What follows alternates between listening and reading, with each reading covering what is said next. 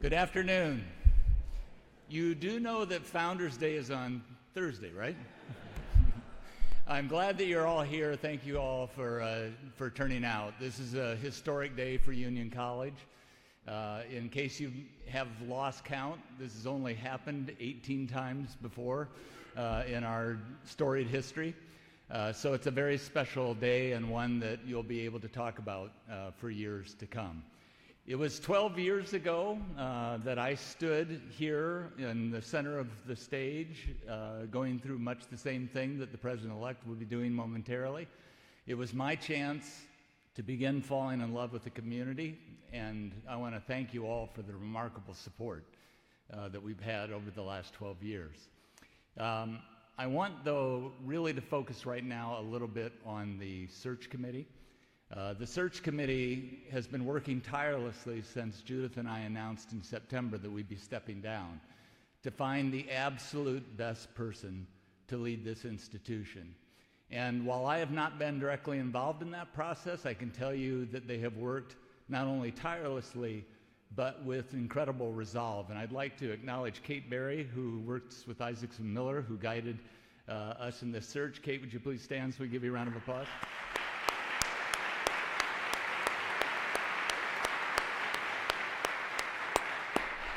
And I'd ask all members of the search committee, if you would, to please stand and let us thank you for your incredible work on our behalf.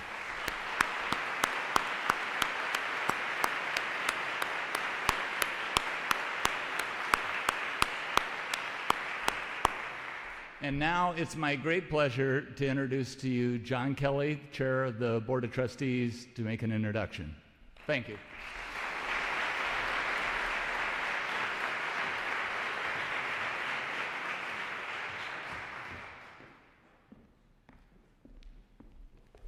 Well, good afternoon, everyone. It is a pleasure to be back here on campus.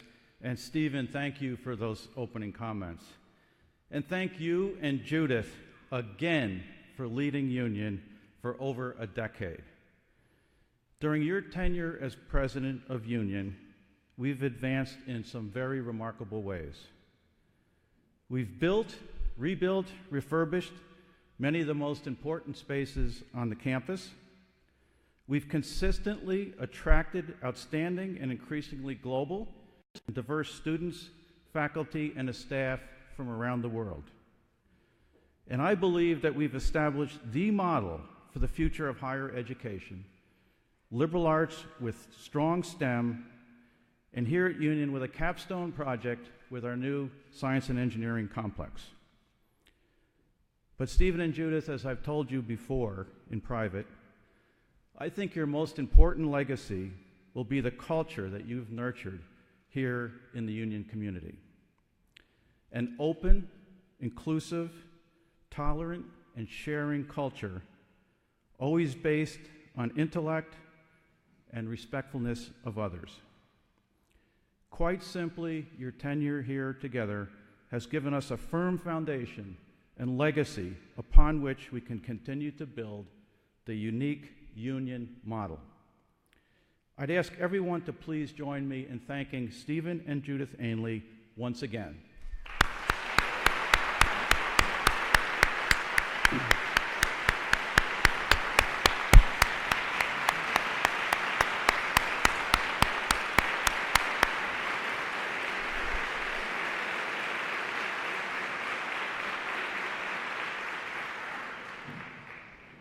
Now, don't worry, they'll be here with us through the end of June, so we'll have many, many more opportunities to celebrate their presidency.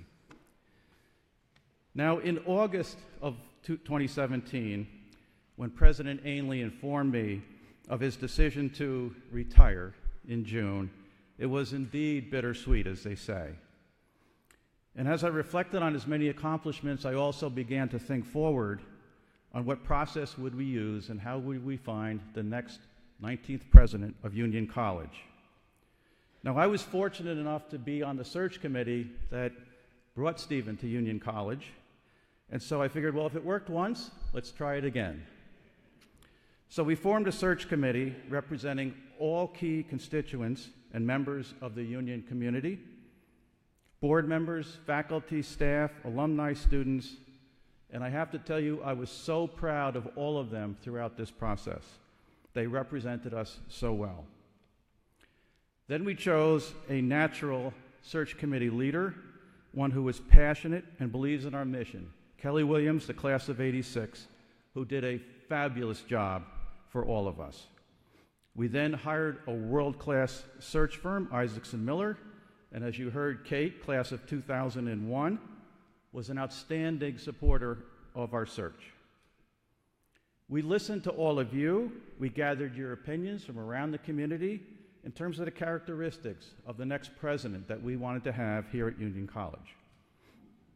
And we went on to ensure that we would attract and consider the most capable, diverse candidates from around the top institutions in this country. The result: we attracted the interest of a very large group of world-class applicants. Thanks again to the foundation that was laid here by the Ainleys and all of you. We narrowed it down through a very rigorous process. Interviews, references, interviews. The search committee remembers the interviews, the references. Very, very thorough process. We down-selected, and then the search committee came forward with a unanimous recommendation to the full board. The full board reviewed that and unanimously supported the candidate that you're about to meet. I'd ask you one more time to thank Kelly Williams and the search committee for all of their hard work.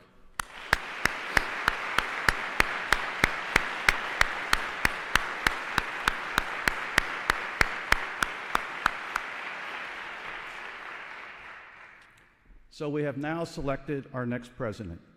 It is my privilege to announce to you and introduce to you the 19th president of Union College, Dr. David Harris. David, please come out and join us.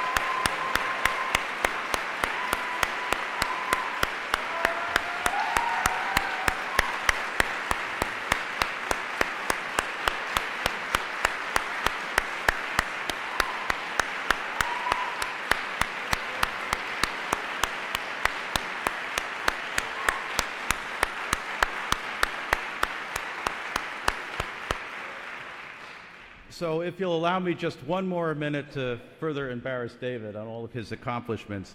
By the way, David's presidency will take effect July 1st of this year. Now, David, I'm sure, will share a lot more about his perspective of why he's so excited to join Union, but let me share with you a little bit more about David's background. David is a sociologist who earned his PhD from Northwestern in 1997. He then went on to a postdoc and became a faculty member at the University of Michigan. He moved to Cornell in 2003 and then rose through a professorship in sociology, deputy provost, and interim provost in 2008, again at Cornell. And then, as if that wasn't enough, he was invited to go to Washington and was part of the Obama administration in 2010 as a Deputy Assistant Secretary for Human Services. He finished another year back at Cornell upon completion of his term in Washington before moving to become Provost and Senior Vice President at Tufts University in 2012, where he has again helped transform Tufts in so many ways. As the Chief Academic Officer at Tufts, he oversaw 8 different schools at the university and advanced Tufts in so many different ways. But putting aside this incredible background, I've gotten to know David over the past month or so. I think that you will find, as I have found, that David is a true leader. He has a deep interest and a warm approach to all tasks. He's a superb communicator, one who can share a vision and then lead a team to accomplish that vision. He's a great family man with his wife Ann, 3 daughters, and Maya, the youngest daughter. And I would invite Ann and Maya to please stand and be welcomed by the Union community.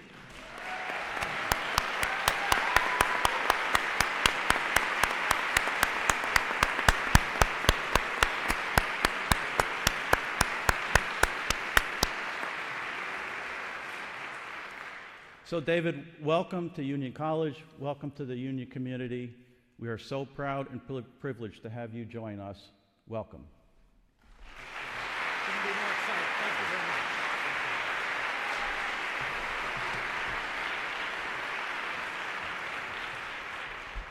Good afternoon, everyone. Thank you, John. John, thank you for your leadership for Union, for leading Union in so many ways over the years. And as John said, we've got to know each other a little bit over the last month. And it's really been a great pleasure starting this friendship that I know will grow in the years ahead. It's already been said, but I think it can't be said enough. I want to thank Kelly Williams and the search committee. They were phenomenal.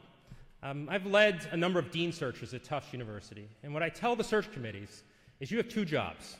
The one job you think about, and the other job you can't forget. The job you think about is that a search committee's job is to select, to evaluate. But their job is also to represent. They represent the school to the candidate. You're the face of the school. And you couldn't have had better representatives in this search committee. I see a number of you sitting over here, so thank you very much. I also want to thank Kate Barry, who I see over here, who also was fantastic in multiple roles as an alum, but also as the lead for the search firm, Isaacson Miller. I want to thank all of you from the Union community who participated in this search. I know how these things go. It's a search committee, but there's listening sessions. There's input that comes from many different places. So I thank all of you for telling your story to help shape, for me as a candidate and for other candidates, what Union is. And last, I want to thank the staff who made everything run so smoothly during a visit we had here and throughout this entire search process. And the Board of Trustees, I do appreciate what an incredible responsibility it is being president of this school with such a rich history. And I want you to know that I'm honored that you've seen fit to give me this opportunity. So I'm really excited to be the 19th president of Union College. I'm going to share some remarks today, and we'll have a lot of time to talk in the years ahead. I'm going to talk about me a little bit. I'm going to talk about the connection to Union and about some of what we can look forward to accomplishing. So you can't understand the me without understanding the family. And you've heard already a little bit, and so let me say a little bit more. Ann and I, we met as sophomores in college at Northwestern. So for the students of you here, you never know. You might be with some of these people for a long time. If you're lucky, you'll be with some of these people for a long time. Started dating junior year and got married 3 years later. As we moved to campus in July, we'll be celebrating our 25th wedding anniversary soon thereafter. So Ann, it's been fun growing older, not old, just older with you. Thank you for all the adventures we've been on and for this new adventure we are embarking on. I love you very much. The girls, we have 3 daughters. 2 of them could not, yes, I have 3 daughters. I'm a very lucky man. 2 of them could not be here today because they are at their own colleges where they are college students. Our older girls are 20 and 18. They're in school in the Boston area. They have very busy days, and given that this is 2018, what do you know? I do know what year it is. It's 2018.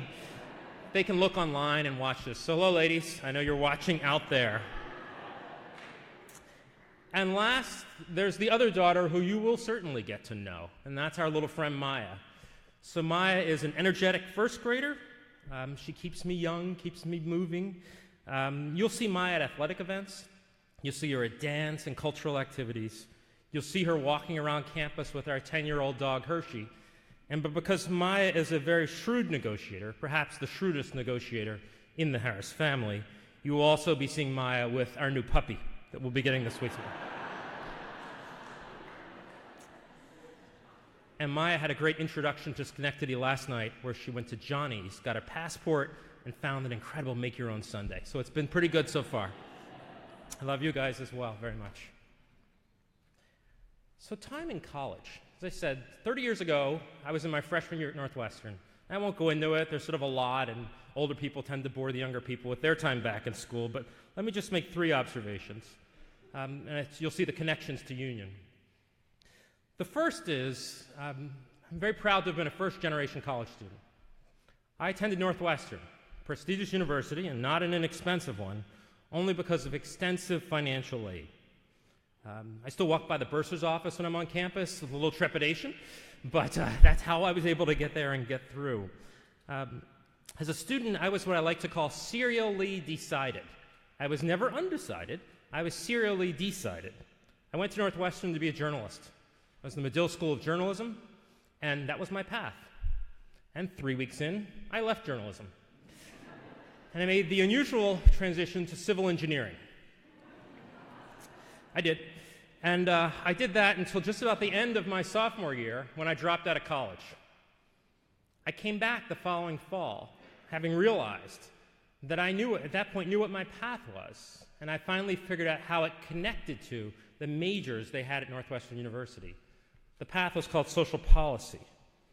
And this, I think, illustrates the power of the liberal arts approach. One that doesn't assume that age 18, you know all the paths available to you, and you know which one best matches up. Where if you're someone like me, you do it by being serially decided. But a place like Union gives you the opportunity, gives you the license to say, I don't know, and I'll find out. And third, from my college years, I never missed the opportunity to give thanks to faculty and academic advisors. There's in particular Professor Karen Fusen, who's since retired, is in California now. And this is a faculty member who called me at home on a phone, right? People used to do that. And she said, I was in her class, she said, Dave, you know, there's something that came across my desk, and it's a program called the Summer Research Opportunity Program. And this is a program that aims to get students of color, then we said minority students, to pursue PhDs. Now, being a first-generation college student, I had no idea what a PhD was. And there is no way I would be standing here today.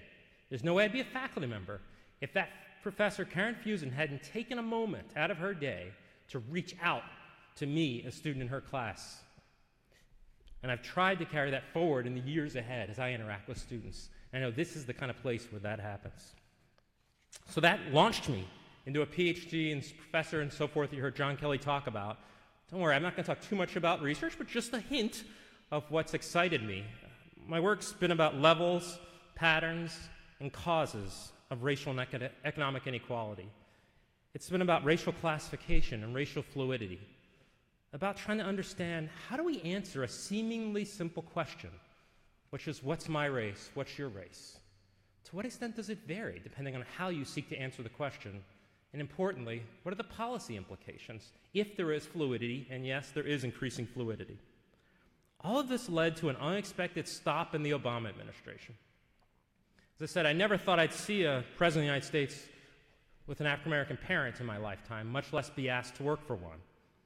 It was an amazing opportunity to take everything I'd done in research and in teaching and actually apply it at the highest levels. We worked on trying to understand how the federal government could better be a partner with cities around the country that were struggling with challenging times.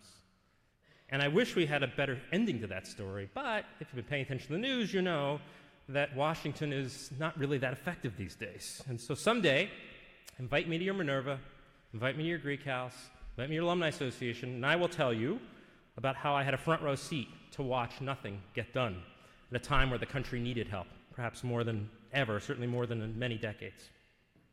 So along the way, I got pulled into academic administration, or as faculty folks sometimes call the dark side.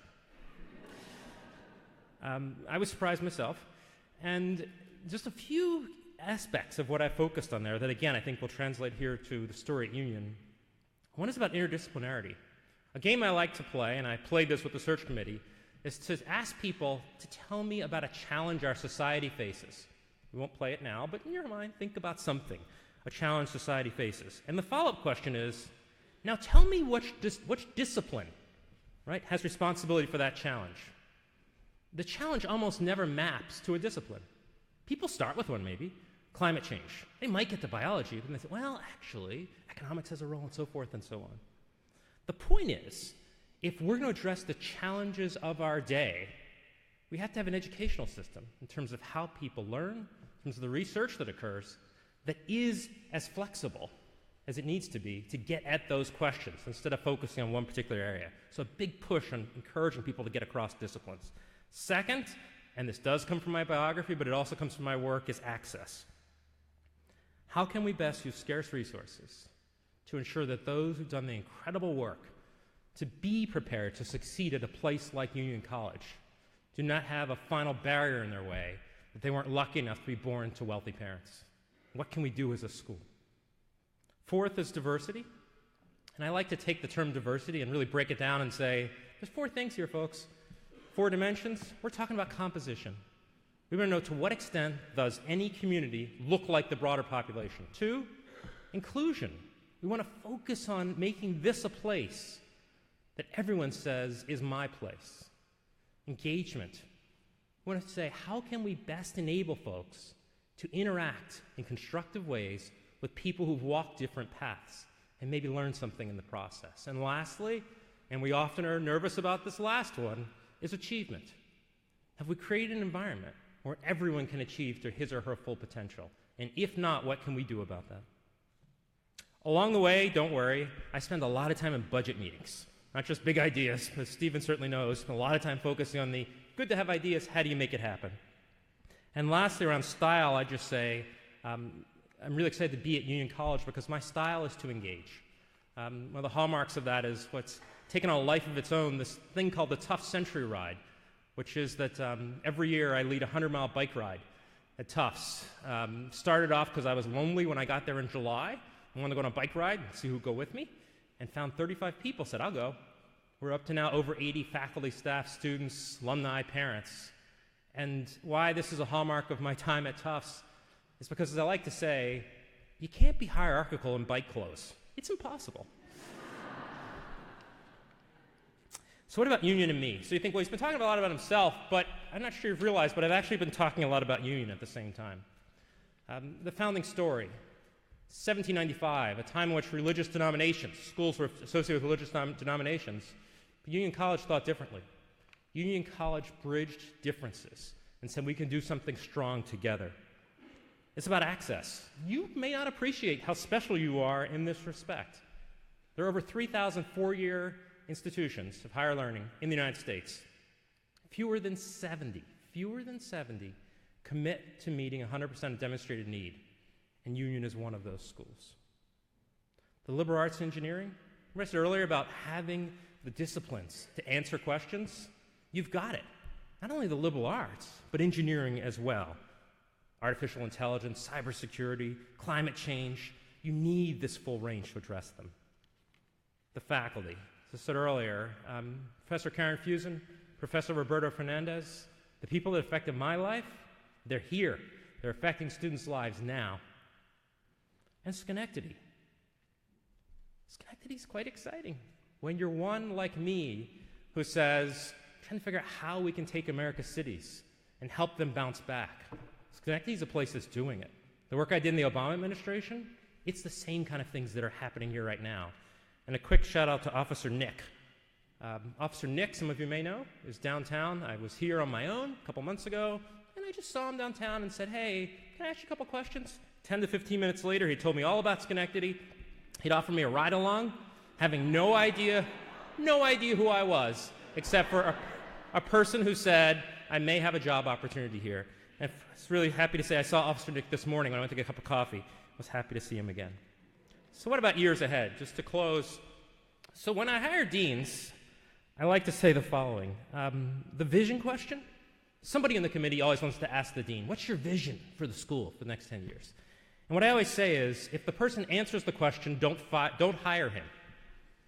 Because you couldn't possibly know when you're walking in what the vision's going to be for the next 10 years of a school. But I also like to say, if they can't answer it in 6 to 12 months, maybe you should fire that person. So you've got to take some time, and that's what we'll be doing. We've read about Union, we've talked to some folks, but there is still a lot more to learn to be able to work with all of you to figure out what this next phase looks like. I do know it'll build on success. As I said to Stephen, to Judith, to John, and others, it's incredible what you've all built here. You can see it in numbers, not just your applications. I usually actually don't pay that much attention to applications. It's the EDs I pay attention to, the early decision. Because this isn't just, oh yeah, I'll apply to 11 schools instead of 10, I'll throw this school in. This is people saying, I don't need to know who else is going to admit me. I want to be there. Your EDs have been going up quickly over time. That's telling me something. Look at alumni engagement and so many other metrics. But I will share one bigger idea. And that is, this next phase, I believe Union College has to be part of a renewed commitment to knowledge and expertise in this country and in this world. Now, when I say knowledge and expertise, I don't mean the oppressive dominance of the few that has plagued much of our history. I don't mean few people having books. I don't mean few narratives in history appearing in the curriculum. I don't mean inconvenient truths being ignored. But knowledge and expertise have been under assault for a while, but increasingly under assault by a troubling confluence of postmodernist theory, opportunism, and disillusionment. It's what's given us fake news. It's what's given us giving us talking heads on the cable news, where no matter how certain a fact, there's always somebody who will say, I'm not so sure, and will put them on equal footing. Now, there's no doubt that success, however defined, is affected by who you know, social capital. There's no doubt that the haves often seek to maintain what they have and to pass it on. It's power. But at the same time, there's also little doubt that there are truths to learn, things to discover, and that human capital and facts are critical to the further progress of individuals and of society. Knowledge and expertise are at the core of what we do at Union and what higher education does. They united the founders of this great school many, many years ago, and they should unite us all now. I'm so excited to help all of us, all of you in this community, spread the word near and far to those who know us and to those who have not yet had the privilege about what we do at Union. Again, thank you for selecting me as the 19th president of Union College. Excited to start the journey.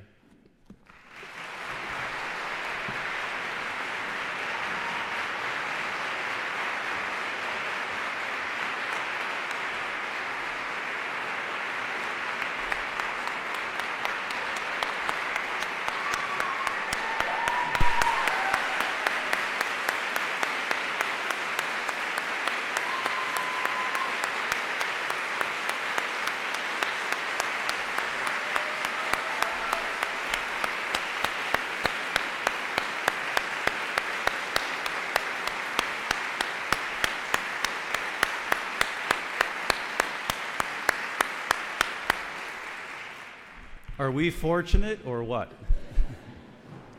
Thank you all for joining us today. We're going to stay for just a few minutes to take a few pictures, and then we'd like to invite everyone over to the Knot for a very informal get-to-know reception. Thank you for joining us this afternoon.